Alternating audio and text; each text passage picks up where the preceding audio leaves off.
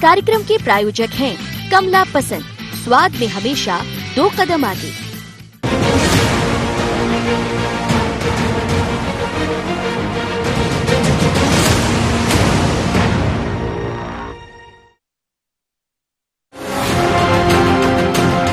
दिग्विजय मध्य प्रदेश की राजनीति में प्रासंगिक बने रहती है। वजह चाहे उनके बेवजह के बयान हो या फिर उनके ऊपर उनकी सरकार के समय उनके अपने तत्कालीन मंत्रियों के तंज। दिग्विजय को मध्य प्रदेश में कांग्रेस के 2 फाड़ होने का दोषी भी माना जाता है। उन पर ये भी आरोप लगा कि उनकी महत्वाकांक्षाओं ने सिंधिया को कांग्रेस छोड़ने के लिए मजबूर किया। बहरहाल इन सब झंझावातों के बीच दिग्विजय को न सिर्फ राज्यसभा के लिए उनका राजतिलक हुआ, बल्कि अब उन्हें कांग्रेस के केंद्रीय नेतृत्व ने उन्हें मोदी सरकार द्वारा अध्यादेश जो कानून बनाए गए हैं उनकी एक निगरानी समिति में जगह दी है। कांग्रेस का कहना है कि दिग्विजय हमारे वरिष्ठ और सर्वमान्य नेता हैं। वो लगातार संघ और मोदी की गलत नीतियों का विरोध करते रहे हैं। उनका समिति में होना लोकतांत्रिक मूल्यों को और मजबूत करेगा। जो 5 सदस्यीय कमेटी बनाई गई जिसमें माननीय दिग्विजय सिंह जी को स्थान दिया गया है, ये बड़े सौभाग्य की बात है और बेहतर रूप से माननीय दिग्विजय सिंह जी इस काम को, क्योंकि सबसे अनुभवी नेता, 10 साल मुख्यमंत्री, राष्ट्रीय महासचिव, राज्यसभा सांसद और बेहतर रूप से पूरे देश की राजनीतिक दशा और दिशा को समझने वाले व्यक्ति, ये बेहतर रूप से मध्य प्रदेश के लिए सौभाग्य। भारतीय जनता पार्टी ने हमेशा की तरह तंज कसते हुए कहा कि कांग्रेस में कद ज्वार भाटे की तरह बढ़ते घटते रहते हैं।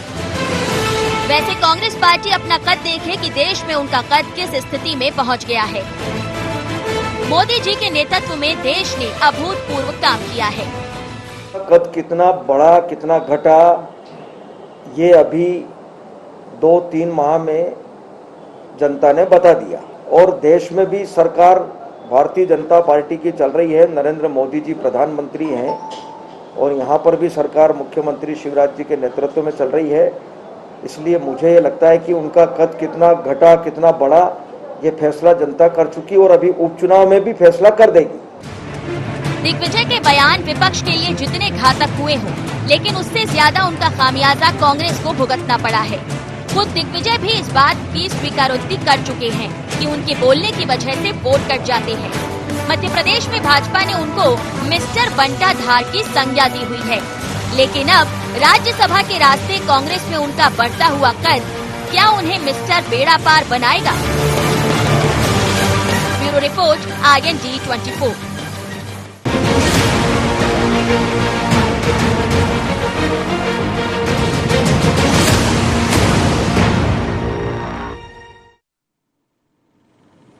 नमस्कार, IND एजेंडा बंटा धार करेंगे बेड़ा पार में आपका स्वागत है। मैं हूं आपके साथ नवीन पुरोहित। चर्चा को विस्तार देंगे, उसके पहले IND एजेंडा के मुख्य बिंदुओं की तरफ एक निगाह डालते हैं। क्या मिस्टर बंटा धार कहे जाने वाले दिग्विजय करेंगे बेड़ा पार? राज्यसभा के बाद एक और राजतिलक के क्या मायने? क्या वाकई दिग्विजय का बढ़ रहा है प्रभाव? क्या होंगे दिग्विजय के कद के मध्य प्रदेश में साइड इफेक्ट? इन्हीं सवालों के साथ चर्चा में आप सबका पुनः स्वागत है। मध्य प्रदेश में ये बात सबको भली भांति जेहन में ताजा होगी कि जब मध्य प्रदेश में चुनाव थे विधानसभा के, तो दिग्विजय सिंह जी काफी सक्रिय थे और जब उनसे ये बात कही गई कि वो स्टार प्रचारक के तौर पर मोर्चा संभालें, तो कार्यकारी अध्यक्ष जो वर्तमान में हैं जीतू पटवारी जी, उनके बंगले पर उन्होंने कहा कि मैं तो सिर्फ कार्यकर्ताओं से मुलाकात करूंगा, जनता से सीधी बात करूंगा, लेकिन प्रचार प्रसार में नहीं जाऊंगा क्योंकि मेरे बोलने से वोट कट जाते। बहरहाल सरकार बनी, कमलनाथ जी के साथ उन्होंने साई की तरह काम किया। ये कुछ लोगों को नागवार गुजरा। बीच में उनके ऊपर आरोप भी लगाए गए कि वो खनन माफियाओं को और शराब माफियाओं को संरक्षण दे रहे हैं, लेकिन दिग्विजय सिंह जी की सक्रियता बरकरार रही। दिग्विजय सिंह जी के खेमे से काफी लोग मंत्री भी बने।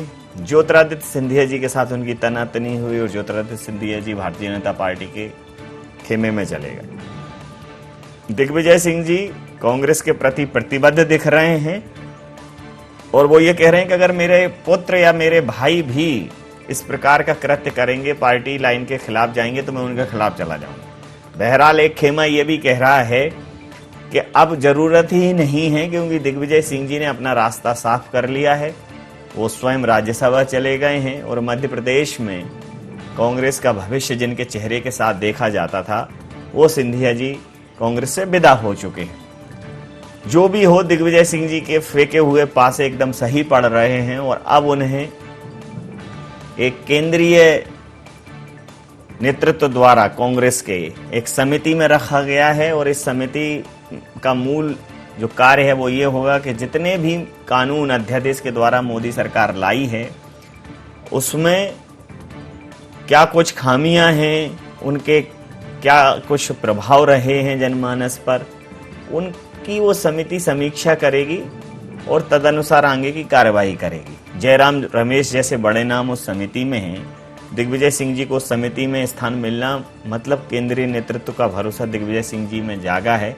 वैसे भी संघ और मोदी के खिलाफ या भारतीय जनता पार्टी के खिलाफ दिग्विजय सिंह जी काफी मुखर रहे हैं, लेकिन मध्य प्रदेश में उनकी छवि भारतीय जनता पार्टी ने मिस्टर बंटाधार के तौर पर ही चित्रित की है, निरूपित की है। तो क्या वो उस छवि को, उस मिथक को, उस मानस को तोड़ पाएंगे, ये बड़ी बात होगी। इसी मुद्दे पर करेंगे चर्चा। हमारे साथ चर्चा में शामिल हैं फिरोज सिद्दीकी जी, प्रवक्ता हैं कांग्रेस के, सुमित ओरछा जी मीडिया वार्ताकार हैं भारतीय जनता पार्टी से हमारे साथ, संदीप पौराणिक साहब वरिष्ठ पत्रकार हमारे साथ हैं। आप समस्त महानुभावों का बहुत बहुत स्वागत है। सीधा सवाल फिरोज जी आपसे कर लेता हूं।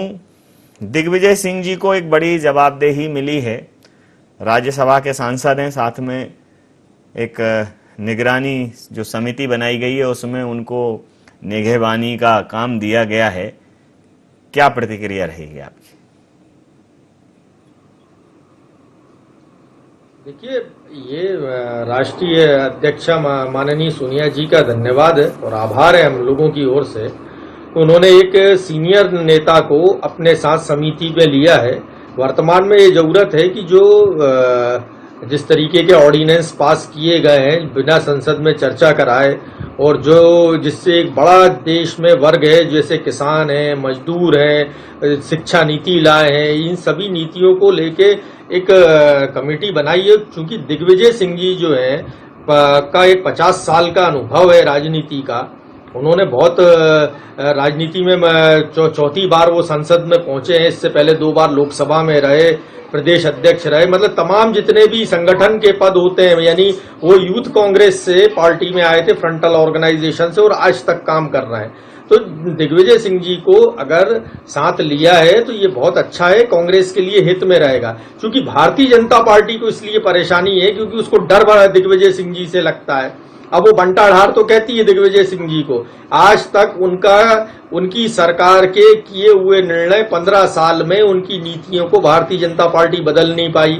दिग्विजय सिंह जी के ऊपर 2-2 बार FIR करके देख ली, उसका नतीजा उनको 0 मिला, कोई भ्रष्टाचार का आरोप नहीं लगा पाए। तो दिग्विजय सिंह जी से असल में डर है भारतीय जनता पार्टी को, इसलिए वो इस तरीके की बात करती है। दूसरी बात यह है कि वो कद बढ़ गया, घट गया, छोटा हो गया, वो इसलिए भी बात करते हैं ताकि कांग्रेस में कहीं कोई फूट दिख जाए तो उनके कोई आसार दिख जाए, वरना तो उनकी उपचुनाव में भारी हार भारतीय जनता पार्टी की होने वाली है। सरकार के स्तर पर भी नहीं है और जो सिंधिया जी को लेके गए उनसे समन्वय भी नहीं है। ये सब बातें जो है पार्टी निर्णय लेती, बहुत अच्छा निर्णय किया है। सभी सीनियर नेताओं को उस समिति में रखा गया है। पूछ लेते सुमित जी, भारतीय जनता पार्टी का क्या इस प्रकार का डायलॉग भारतीय जनता पार्टी देने लगी है कि वोटर से डर नहीं लगता या कांग्रेस से डर नहीं लगता, लेकिन दिग्विजय सिंह से लगता है?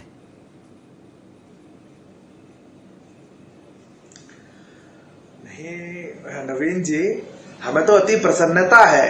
दिग्विजय सिंह जी हमारे मध्य प्रदेश के नेता हैं, कांग्रेस के बहुत वरिष्ठ व्यक्ति हैं। उनका कद वैसे ही आप कह रहे हैं कि उनका भरोसा जागा है। मैं इस बात में बिल्कुल स्पष्ट हूं कि दिग्विजय सिंह जी के प्रति आला कमान का कांग्रेस के भरोसा कभी सोया ही नहीं है। वो तो सदैव आला कमान के उनके ही इशारे पर सारे निर्णय हुए, उन्हीं के इशारे पर मुख्यमंत्री का चयन हुआ, उन्हीं के इशारे पर प्रदेश की सरकार चली। तो दिग्विजय सिंह जी सुपर सीएम की भूमिका में पूरे समय पर रहे हैं, इसलिए उनके प्रभुत्व कांग्रेस के अंदर, ये कांग्रेस का चूंकि अंदरूनी मामला है, उन्हें एक समिति में रखा है, ये उनकी क्षमताओं को, उनकी प्रतिभा को कमतर रखा गया है। उन्हें राष्ट्रीय अध्यक्ष बना लें तो उनकी रखे तो कांग्रेस की एक बड़ी समस्या है कि ये 1.5 वर्ष से राष्ट्रीय अध्यक्ष का चयन नहीं कर पा रहे हैं, तो वो भी निपट जाएगी और दिग्विजय सिंह जैसे योग्य नेता का सदुपयोग भी हो जाएगा। यह कांग्रेस का अंदरूनी मामला है कि वो दिग्विजय सिंह जी की क्षमताओं का क्या उपयोग करे।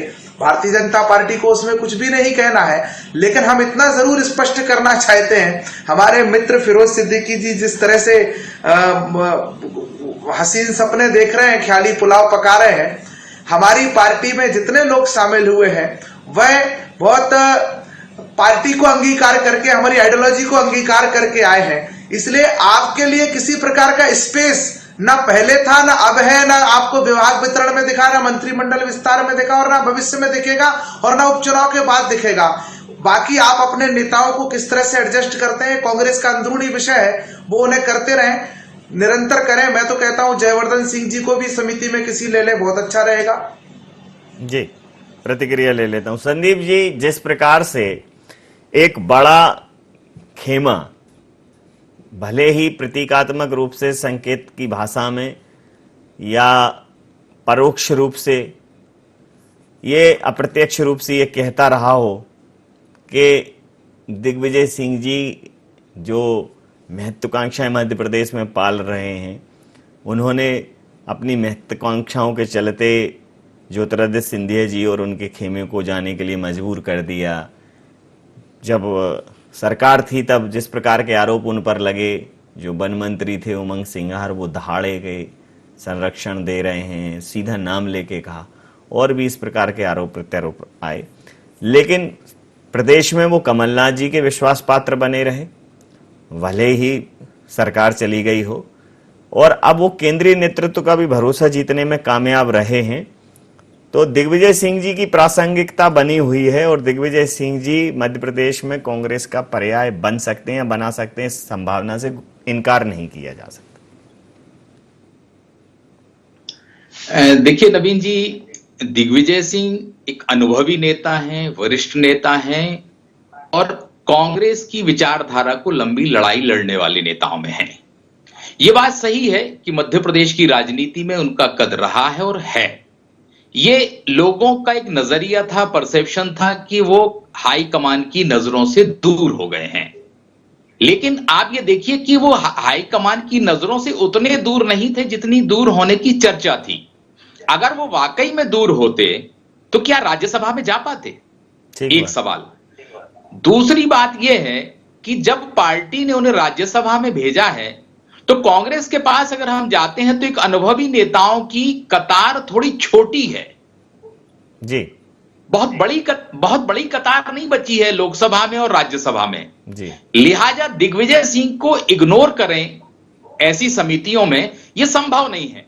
ये पार्टी की मजबूरी भी हो सकती है। आप ये कह सकते हैं कि राजनीतिक कद बढ़ा है, मुझे ऐसा लगता है कि कांग्रेस की राजनीतिक मजबूरी भी हो सकती है कि अगर दिग्विजय सिंह को वो पार्टी से या कमेटी से बाहर रखते तो कांग्रेस पे ये सवाल उठते कि आखिर दिग्विजय सिंह को जब राज्यसभा में भेजा है, अनुभवी नेता हैं, तो उन्हें बाहर क्यों रखा जा रहा है। तो कांग्रेस ने वरिष्ठता का सम्मान किया है और इस छीछा लेदर कहें हम से बचने के लिए भी उन्हें कमेटी में एडजस्ट किया है कि पूरे देश में एक नए तरह की बहस शुरू ना हो जाए, क्योंकि दिग्विजय सिंह उन नेताओं में हैं जो कांग्रेस की आइडियोलॉजी को लेके आरएसएस और भाजपा पे सबसे तीखे हमले करते हैं जी। और अगर ऐसे आदमी की उपेक्षा करेगी, ऐसे नेता की उपेक्षा की जाएगी तो कांग्रेस पर ही सवाल उठाएंगे।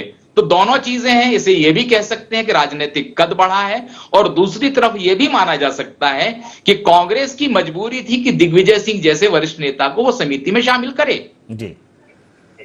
एक व्यावसायिक अंतराल के लिए हम यहां रुकेंगे और लगातार चर्चा में बने रहेंगे।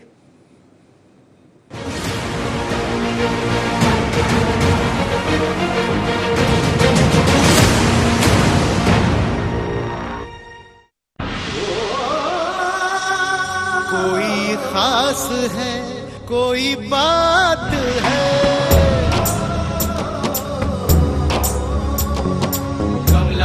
पसंद, जीते दुनिया हर बाजी जीते, हर अदा में शाही अंदाज है। कमला पसंद पान मसाला, शाही स्वाद शाही अंदाज, स्वाद में हमेशा 2 कदम आगे। छोटा सहयोग बड़ा उपयोग, कोविड-19 से लड़ाई में मुख्यमंत्री सहायता कोष में करे सहयोग। इस संकट के समय आपके योगदान से जरूरतमंद लोगों को मिलेगा जीवन दान। जन सहयोग से ही हम मिलकर कोरोना के खिलाफ जीतेंगे जंग। CM relief fund, SBI account number 10078152483, IFSC code SBIN 0001056।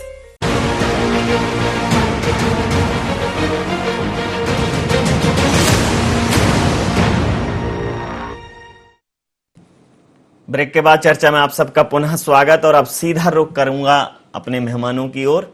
हमारे साथ लगातार चर्चा में बने हुए हैं सुमित ओरछा जी, फिरोज सिद्दीकी जी, संदीप पौराणिक साहब। तो फिरोज जी, जिस प्रकार से ये बात सामने आई है कि दिग्विजय सिंह जी वरिष्ठता के लिहाज से जरूरी भी हैं और अब मजबूरी भी हैं, क्योंकि दिग्विजय सिंह जी के अलावा मध्य प्रदेश में उस कद का कोई और बड़ा वरिष्ठ नेता नहीं है और अब बहुत ज़्यादा लंबी लाइन नहीं है कांग्रेस के पास। तो कांग्रेस के पास कोई बहुत बड़े निर्णय लेने के लिए कोई ज़्यादा जोर आजमाइश नहीं थी। एक तरीके से ये अब आपके लिए रास्ता भी बड़ा सुलभ सा हो गया है, दिग्विजय सिंह जी के लिए भी हो गया है। अब 2 ही खेमे हैं या 2 ही बड़े वरिष्ठ नेता हैं, एक दिग्विजय सिंह जी, एक कमलनाथ जी। तो कमलनाथ जी बतौर मुख्यमंत्री अभी 15 महीने काम कर चुके हैं, अभी अध्यक्ष हैं।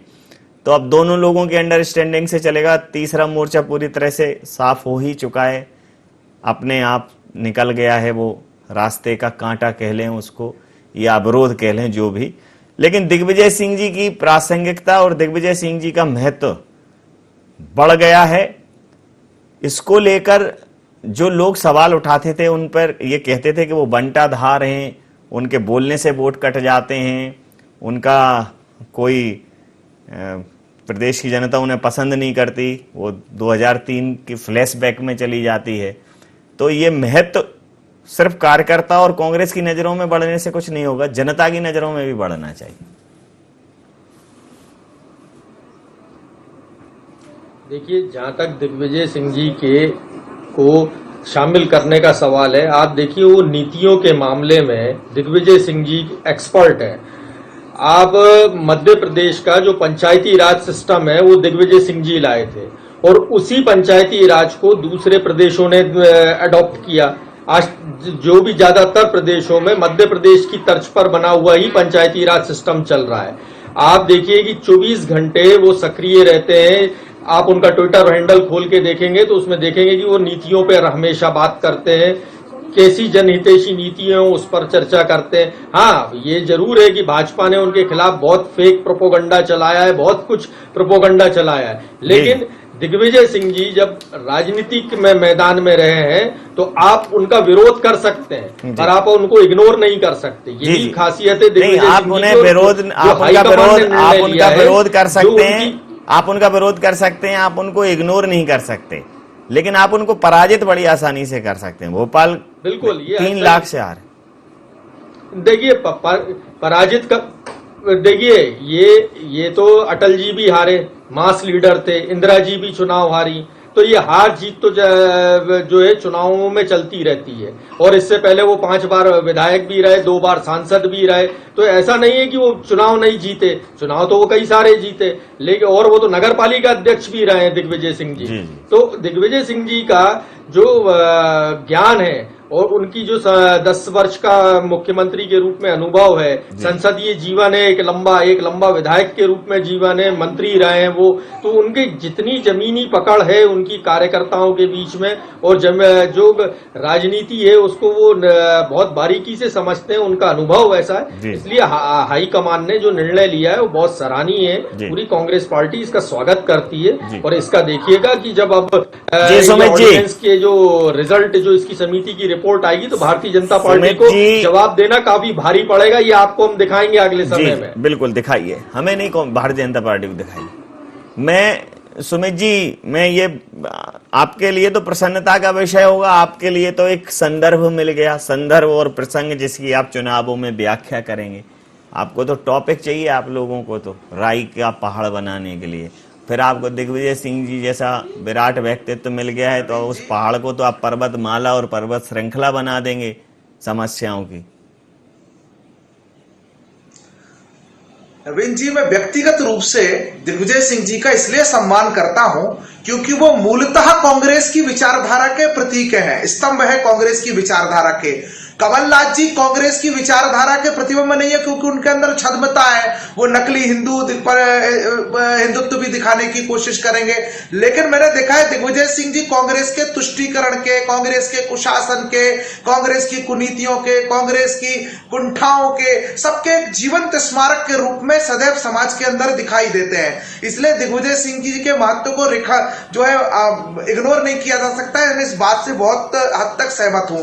लेकिन ये जो समिति बनाई है कांग्रेस ने, उसने सरकार की समीक्षा करने के लिए, सरकार के अध्यादेशों की समीक्षा करने के लिए समिति बनाई है, बल्कि कांग्रेस को स्वयं की समीक्षा के लिए कोई समिति बनाती तो ज्यादा बेहतर होता। मैं बहुत विनम्रता के साथ कहना चाहता हूं कि दिग्विजय सिंह जी कांग्रेस के लिए कुछ भी रहे, कितने ही बड़े नेता बन जाएं, कांग्रेस के आला कमान के लिए बन जाएं, कमलनाथ जी के लिए बन जाएं, लेकिन जनता के लिए दिग्विजय सिंह जी की छवि स्पष्ट है। वो मिस्टर बंटाढार है, वो कांग्रेस के कुशासन के प्रतीक है, वो यहाँ पर उस गुंडागर्दी के प्रतीक है, सामंतशाही के प्रतीक है।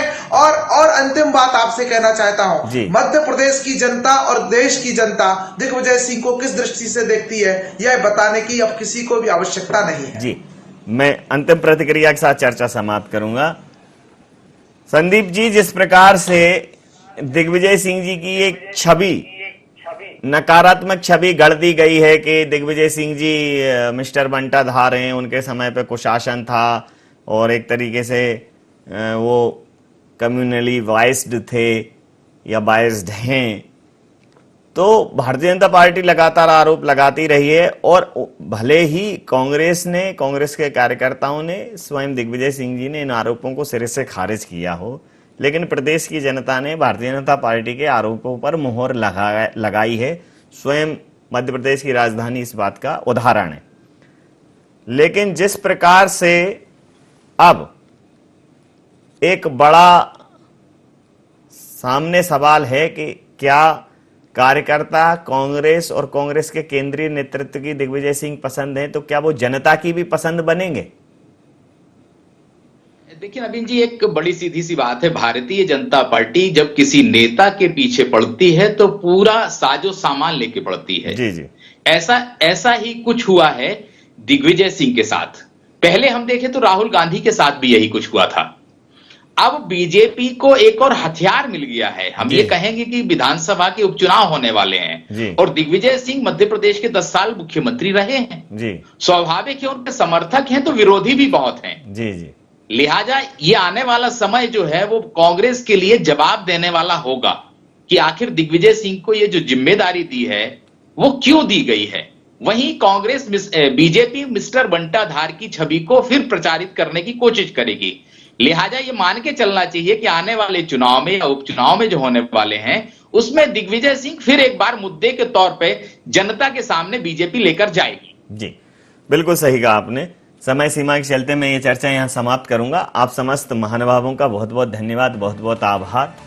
तो कांग्रेस के केंद्रीय नेतृत्व ने, कांग्रेस के कार्यकर्ताओं ने दिग्विजय सिंह जी पर भरोसा जताया है, दिग्विजय सिंह जी के प्रभाव को स्वीकार किया है, उनके भाव को स्वीकार किया है, उनके अभाव को भी स्वीकार किया है। उनको सक्रियता प्रदान करने के लिए एक निगरानी समिति बनी हुई है केंद्रीय स्तर पर, जो भारतीय जनता पार्टी की केंद्र की जो सरकार है, मोदी सरकार जो है, उसके द्वारा जो अध्यादेश के माध्यम से कानून स्थापित किए गए उन सब की समीक्षा करेगी। लेकिन बड़ा सवाल यह है कि कांग्रेस को भाने वाले, कांग्रेस के कार्यकर्ताओं को भाने वाले दिग्विजय सिंह जी क्या जनता को भी रास आएंगे? क्या वो बंटाधार की छवि से बाहर निकल पाएंगे? क्या वो बंटाधार से बेड़ा पार की ये यात्रा तय कर पाएंगे? क्योंकि अगर हम लोकतंत्र की बात करें तो लोकतंत्र की बात तो सिर्फ और सिर्फ जनता के मुखार बिंदु से ही होती है, जनता के भाव से ही होती है, उसके ही रुख से तय होता है कि कौन बेड़ा पार है और कौन बंटाधार है। तो जनता ही करेगी बेड़ा पार, उदासी मन काय को करें। किसका बेड़ा पार करेगी और किसका बेड़ा गर्क करेगी और किसको ये स्थापित करेगी कि ये बंटाधार हैं, बार बार हैं, या इस बार वो बेड़ा पार है, शुभता का प्रतीक है। देखना दिलचस्प रहेगा। आईएनडी एजेंडा में इतना ही। आप बने रहिए आईएनडी 24 के साथ और देखते रहिए आईएनडी 24। नमस्कार।